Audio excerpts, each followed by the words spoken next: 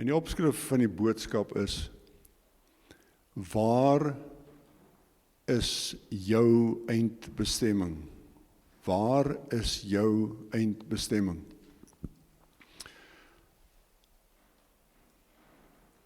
Almal van ons hou daarvan om rond te ry, om bietjie rond te reis. Die dieselprys belemmer ons nou so bietjie op hierdie stadium van die wedstryd. Want 'n ou dink 2 keer voor jy ergens heen ry, al is dit net hier in die dorp, want die goed raak 'n bietjie duur. Baie van ons het al vir ons bestemmings uitgesoek en gesê, ek wil nog eendag daar bietjie gaan vakansie, of ek wil bietjie daartoe gaan, of wat ook al. En hoe lekkerder of mooier die plek lyk waartoe ek wil gaan, hoe groter is my verwagting en my afwagting om wel eendag te kan gaan.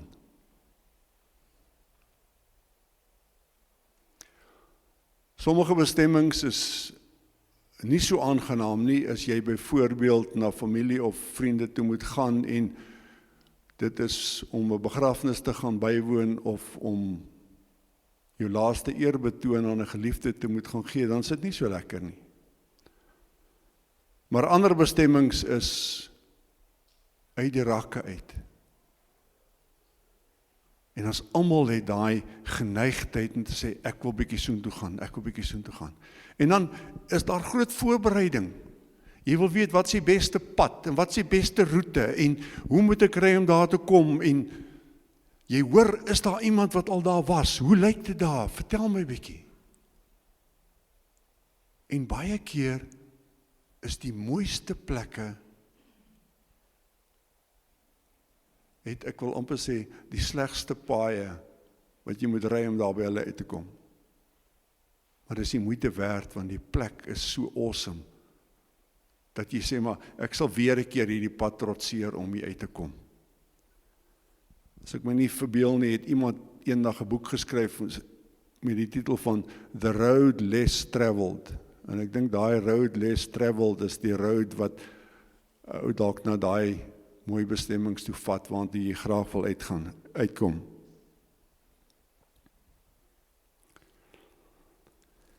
Maar die woord van God praat ook van 'n reis, 'n pad en van 'n eindbestemming.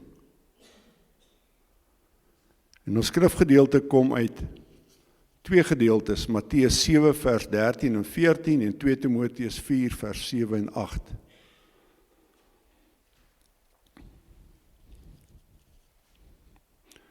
As iemand wil saam met my volg in die woord, dan lees ek 1 Matteus 7 vers 13 en 14.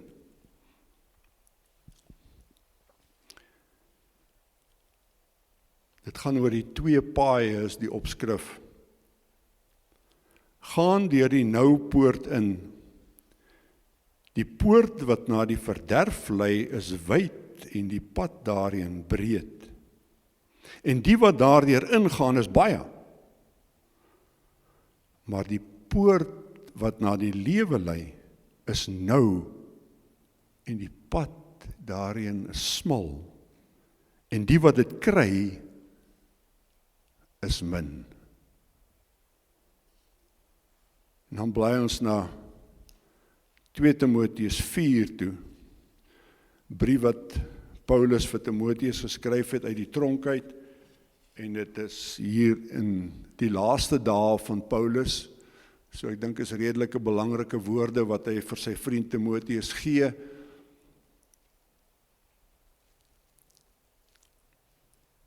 Vers 7 en 8. Hy skryf vir die tronk uit, hy praat van Timoteus wat die woord moet verkondig, tydig en ontydig. Julle kan maar daai gedeelte gaan lees daar, maar dan vers 6 sê Paulus, wat my betref, ek word alreeds as drankoffer uitgegiet. Hy sê, die tyd van my dood is voor die deur. Ek het die goeie wedloop, kom ons vertaal wedloop met 'n reis afgelê.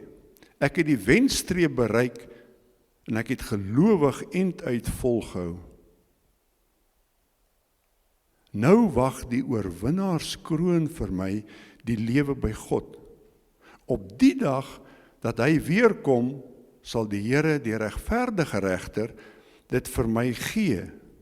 En nie net vir my nie, maar ook vir almal wat met verlange uitsien na sy koms.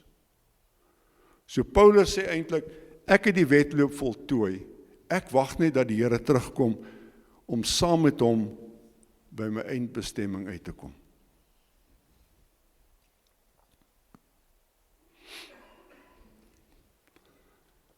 Elkeen van ons wat hier so sit vandag en jy kan maak net wat jy wil, jy kan nie uit dit uitkom nie, ons is almal op reis.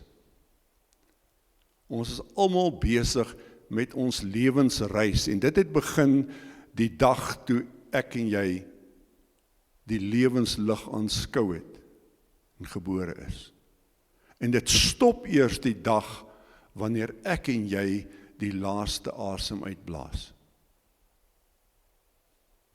Wat tussen daai twee gebeur? Hulle praat altyd van die grafsteen, sê van so streepie, so, daai streepie, dis die reis. Maar hy is nie so kort soos op die grafsteen nie. Hy is bietjie langer as dit.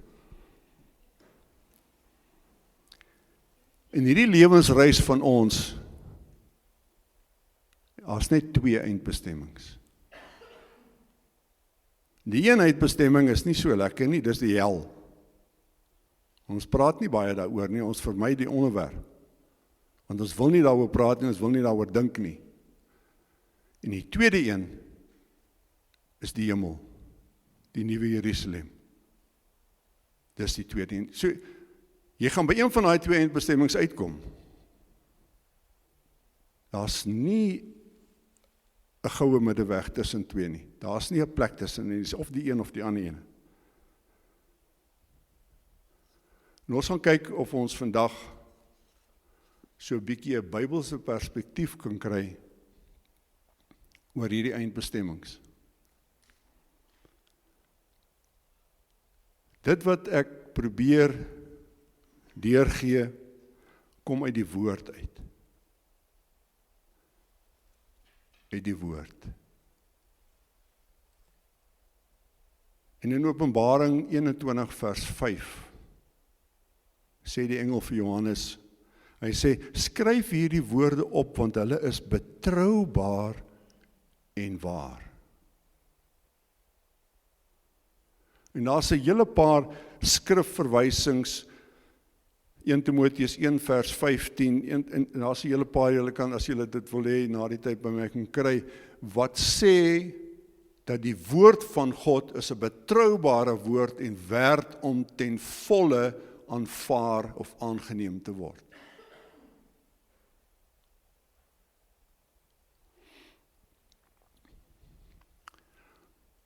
So uit die woord van God uit, kom ons kyk, hoe lyk die onaangename plek wat ons noem die hel. Want dis 'n eindbestemming vir somebody.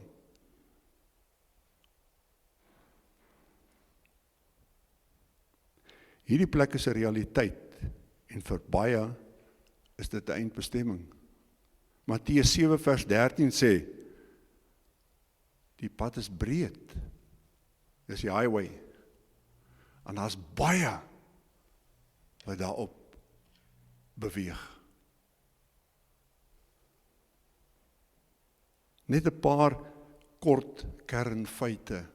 Die Griekse woord in die Nuwe Testament wat die meeste gebruik word vir die hel is Gehenna. Maar daai woord verwys ook in die Bybel na die vallei van Hinnom. Nou daai vallei van Hinnom was 'n baie nare plek. Want daar het mense hulle kinders aan die afgode geoffer om die guns van die afgode te kry. Hoe sê hulle in Engels, that's a nasty place. In Openbaring 4, vers 9 tot 11, gee dalk die mees grafiese beskrywing van die hel. In kort opgesom staan daar: die wat die dier aanbid en sy merk dra, sal met vuur en swaal gepynig word, sal dag en nag geen rus hê nie. Die dier van die straf word beskryf wat sê die rook van pyniging gaan op vir ewig en ewig. Hulle het geen rus dag en nag en die pyniging van vuur en swaal nie. En in die Nuwe Testament word die hel beskryf as 'n plek van duisternis. Die Engelse vertaling sê utter darkness.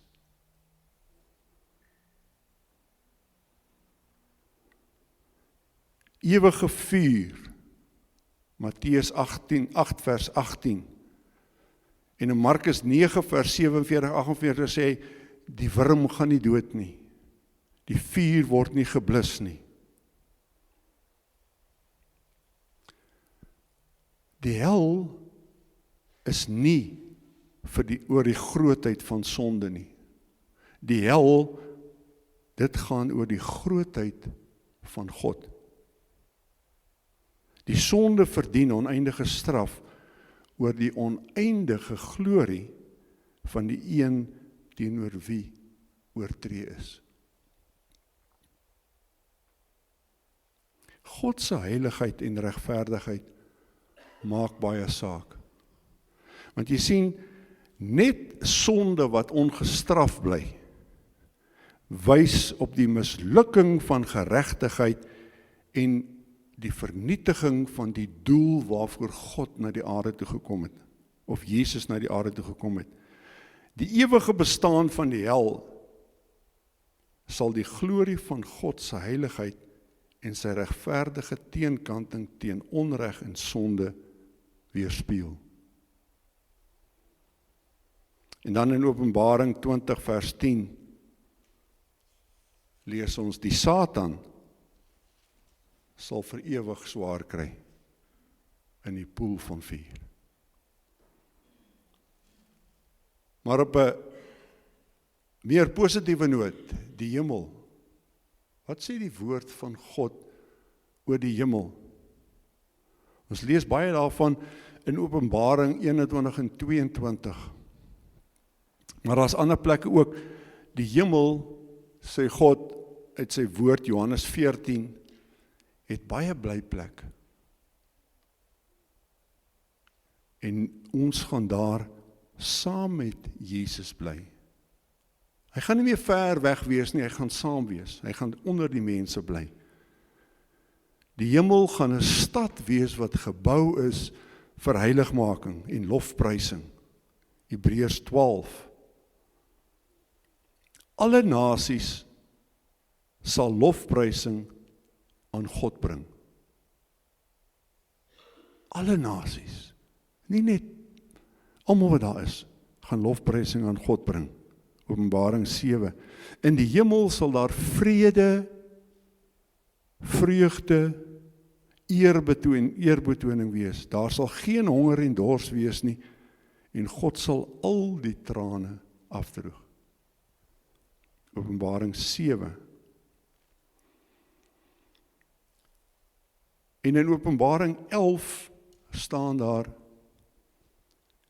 die tempel in die hemel gaan oop, en die ark van die verbond word sigbaar. Die ark van die verbond het altyd die teenwoordigheid van God aangedui. Maar dan sê hy by in daai selfde gedeelte, en dit wat ek nou gaan lees is, dit dui die grootheid en die almag van God aan. Daai tempel gaan oop in die teenwoordigheid van God. Hy sê dit het gepaard gegaan met weerligstrale, met reunings, met donderslae, 'n aardbewing en groot haalstorm.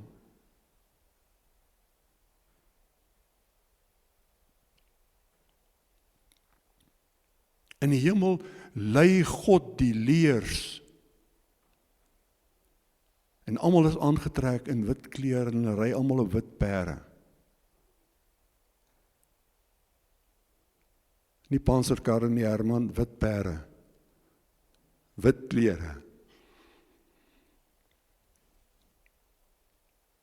Die hemel is versier met helder edelstene. Ek het nie die lys neergeskryf, dit is topaas en opaal en amatis en wat julle aan kan dink. Die woord sê in Openbaring, daar's poorte in die hemel en elke poort is uit 'n enkele parel gemaak. En die strate is van goud.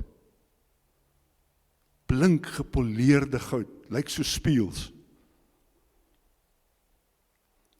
En dan gaan ons ook in die hemel kry die boom van die lewe.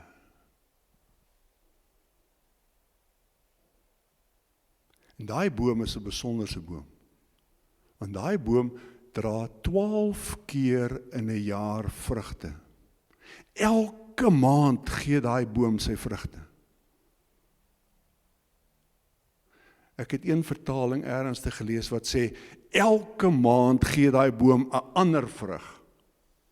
En ek het dit nou nie ergens in 'n Afrikaanse vertaling gekry nie. Maar, miskien is dit so. Dan gaan ons perskes en pere en ek weet nie wat se vrugte daai boom gaan gee nie. En dan in die hemel, daar is nie plek vir Eskom nie. Want God se teenwoordigheid gaan die lig verskaf. En waar God is dit lig. So, julle met julle slaap, die wat wil hemel toe gaan. Want daar gaan nie nag wees in die hemel nie. Dit is net dag. Dit is net lig. God se teenwoordigheid. En een van die bestes is, God gaan daar bly by die mense as hulle God. Dit laat my dink aan die Nuwe Testamentiese tyd toe Jesus saam met die disippels beweeg het. God gaan daar by ons wees.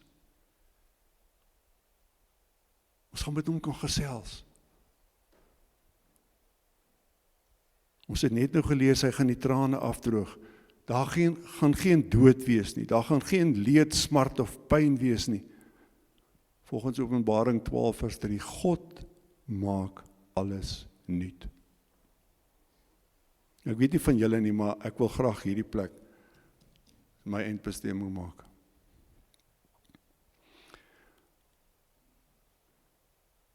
As gevolg van die sondeval, het ons in Genesis van lees, Adam en Eva,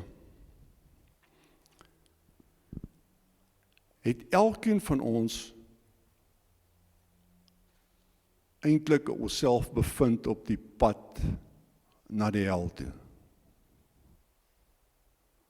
Want die sonde se straf is die dood. Maar toe kom God met 'n ander plan.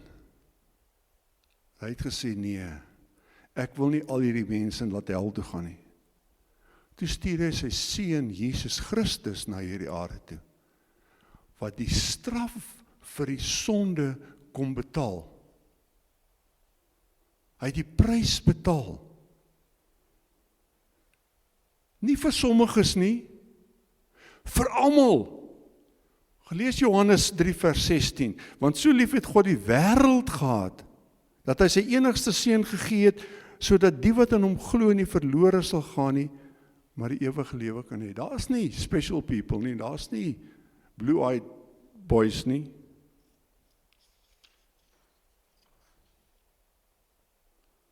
Maar, alhoewel die rede vir die dood uit die weg geruim is, deur Jesus aan die kruis,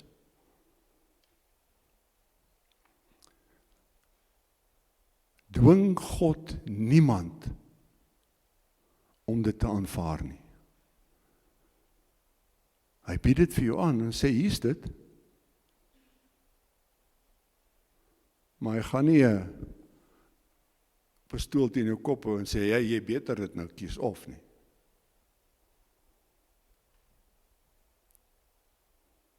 Maar sy genade is vir elkeen van ons. En ek het so by myself gedink, daar's baie groot debatte oor uitverkiesing en wie's uitverkies en wie's nie uitverkies nie en ek het net hierdie beeld gekry, die oomblik toe Jesus aan die kruis gesterf het en die sonde betaal het en hy het opgestaan. Daai daad van hom het alle mense op die aarde uitverkies.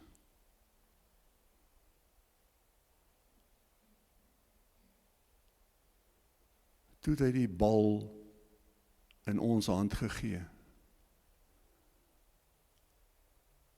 En dit hang van jou af of jy daai uitverkiesing aanvaar of nie aanvaar nie. Dis jou keuse. So you got nobody to blame, net jouself.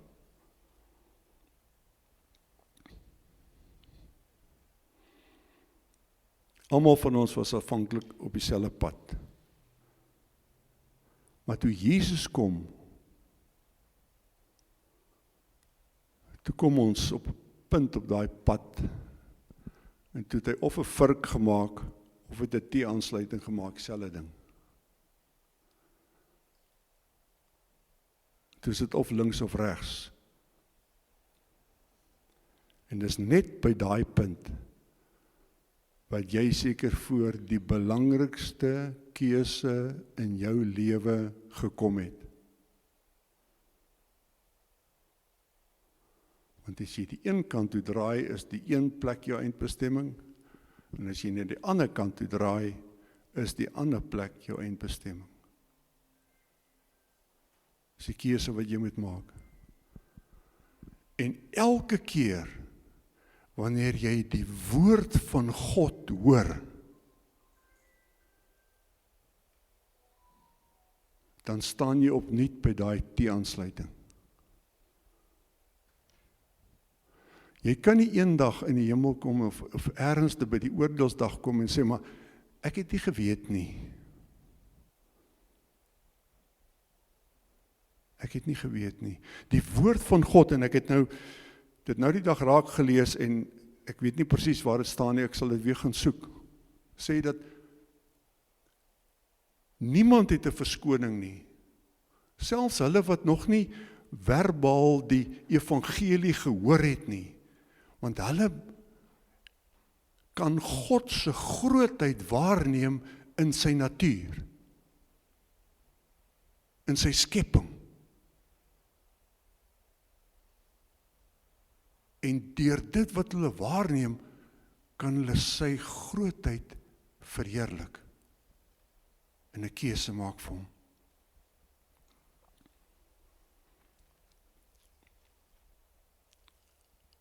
Nou het ons twee paaie, links en regs. Matteus 7 vers 13 sê dat die pad na die verderf is breed, en daar is baie verkeer.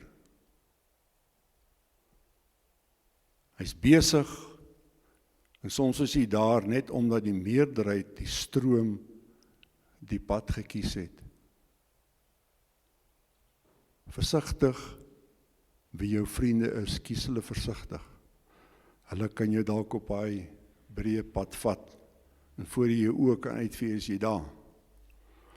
En ons almal ken dit, as jy eers op 'n snelweg is, en jy het verby die afrit gery, waar jy wou afgedraai het, dan vat dit jou 'n redelike lang ruk, om weer 'n plek te kan kry, wat jy kan omdraai, en weer by daai pad uit te kom.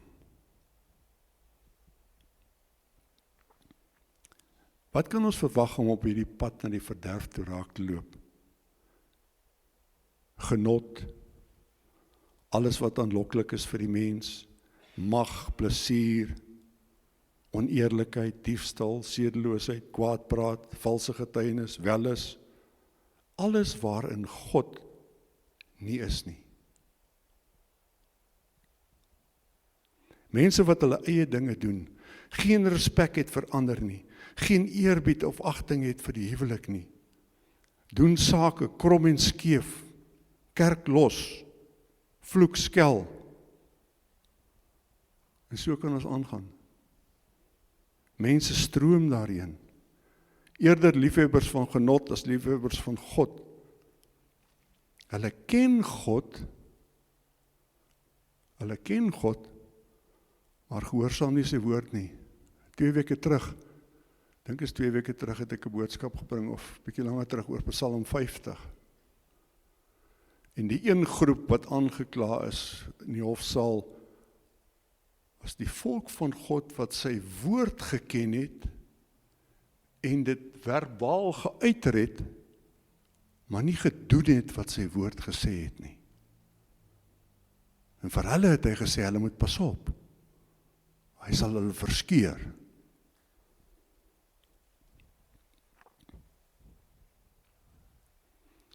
Geldgierigheid, verwaandheid, ongehoorsaamheid, ondankbaar, ongodsdienstig, liefdeloos. Ons kan al hierdie goed gaan lees in 2 Timoteus 3 en 2 Timoteus 4.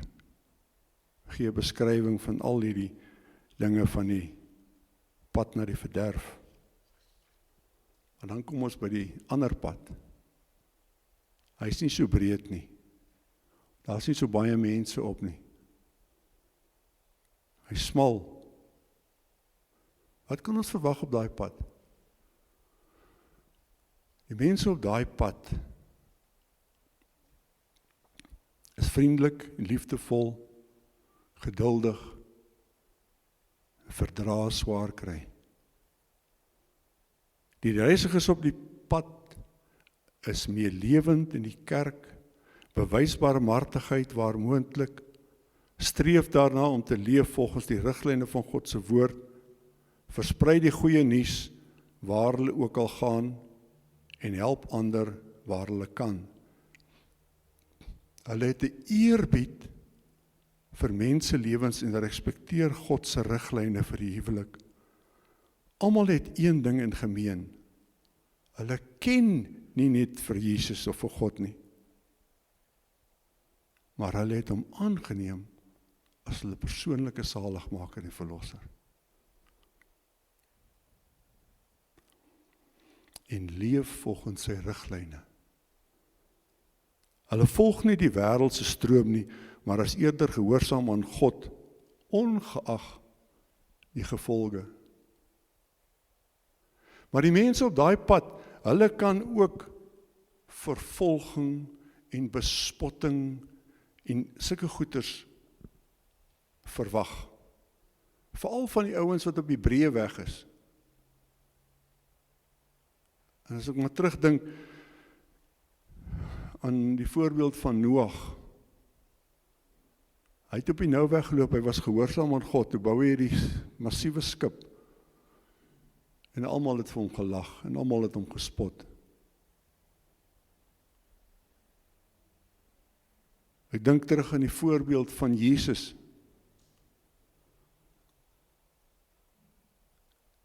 Op die een dag loof en prys almal Jesus toe hy in Jerusalem inkom. Die volgende dag of 'n dag of 2 daarna, toe wil almal hom net kruisig.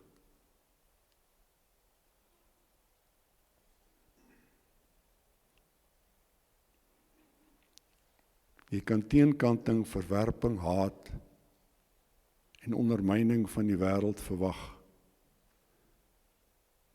Maar wat hou die reisigers op die smal pad?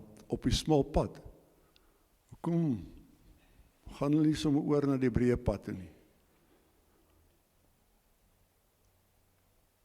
Want ek glo op daai smal pad is daar baie verleggings. Daar's baie kere wat jy dalk by 'n plekkie kom wat jy dalk kan afdraai daar na die breë pad toe. Ietsie wat jy op die pad kom, en dan moet jy weer 'n keuse maak, ek gaan maar op die smal pad bly.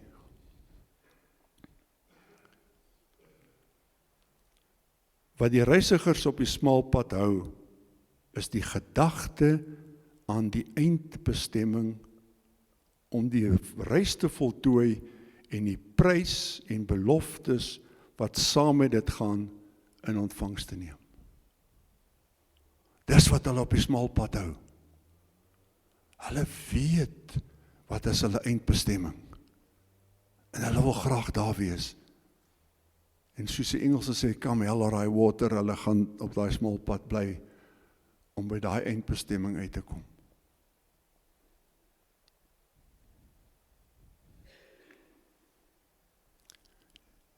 Die pad waarop ons hier op aarde reis, van ons geboorte tot ons dood, daai streepie, bepaal by watter een van die twee eindbestemmings ons gaan uitkom. That's a given. Dis 'n feit soos 'n koei, soos hulle altyd sê. Daar's geen alternatief nie. Dis of die een of die ander. Die hel, die plek van ewige verdoemenis sonder God, en die hemel aan die ander kant, die nuwe Jerusalem, in 'n ewige lewe saam met God. Op watter een van die twee paaie bevind jy jouself vandag? Watter eindbestemming het jy in gedagte? Waartoe vat hierdie pad jou?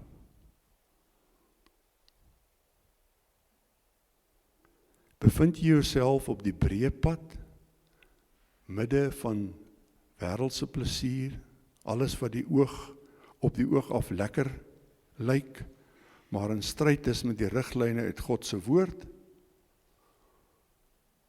Of bevind jy jouself op die smal pad,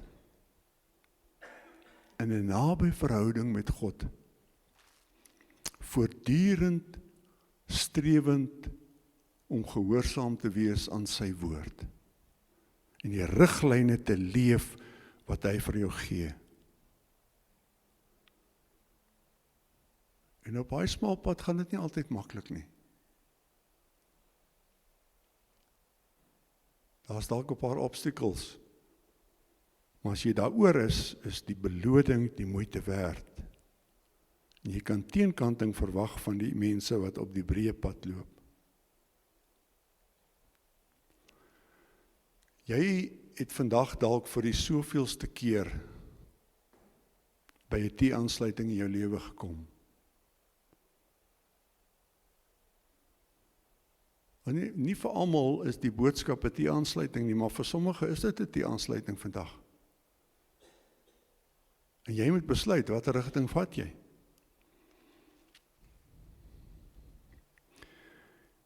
Jy het gehoor waarin die pad waarop jy jou bevind, jou gaan lei.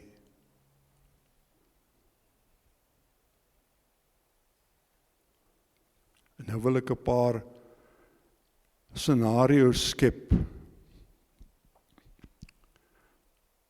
maar om jouself bietjie te ondersoek en stil te raak voor die Here.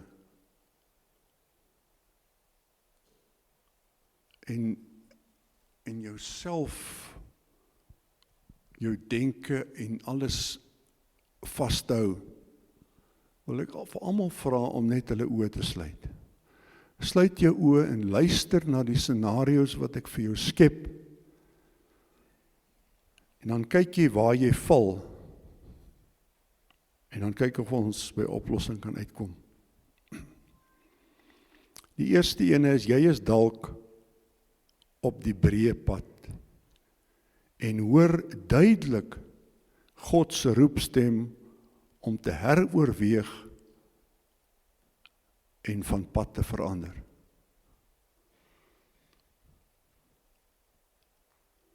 Die tweede een is, jy is dalk op die smal pad, maar bevind jou op 'n verlegging en wil dringend terugkom waar jy was. Die derde ene is, jy is dalk op die smal pad, jy beweeg saam met God en geniet sy seëninge elke dag.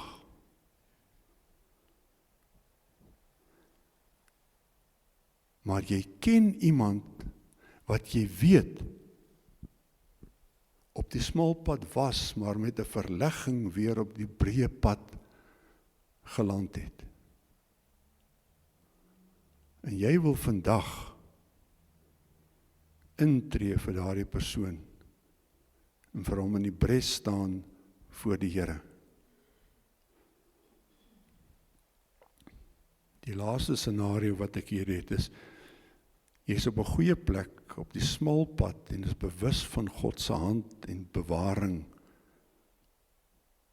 oor jou elke dag. Neem die tyd en prys hom vir sy genade en vir sy daaglikse beskerming. As die Here vandag vir die eerste keer, en jy's by daai eerste scenario aan jou deur klop, in die deur van jou hart,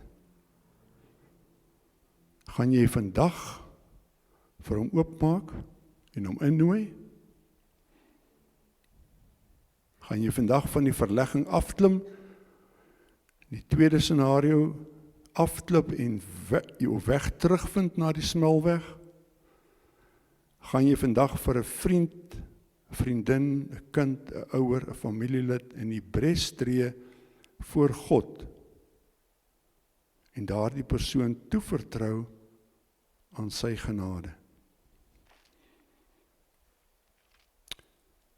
As jy in enige een van daai kategorieë val, wil ek jou vra om in geloof net jou hand op te steek sodat ons saam kan bid oor die saak en dit voor die Here kan bring. As jy vir die eerste keer by die T-aansluiting staan en die besluit moet maak en jy wil besluit vir God, as jy 'n bietjie afgedwaal het en jy wil weer terugkeer, of as jy vir iemand wil intree, vir iemand in die bres wil staan, steek net jou hand op. Dis 'n saak wat jy met God moet uitsorteer vanoggend.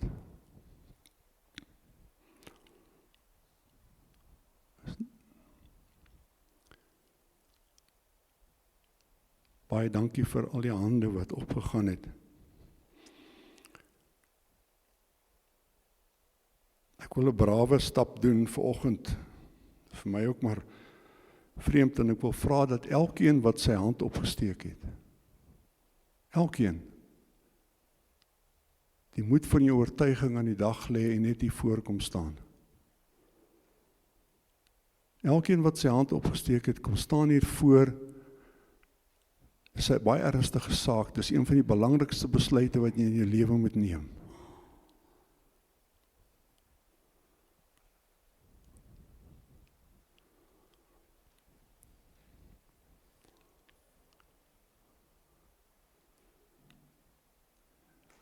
Here Jesus, U het die hande gesien.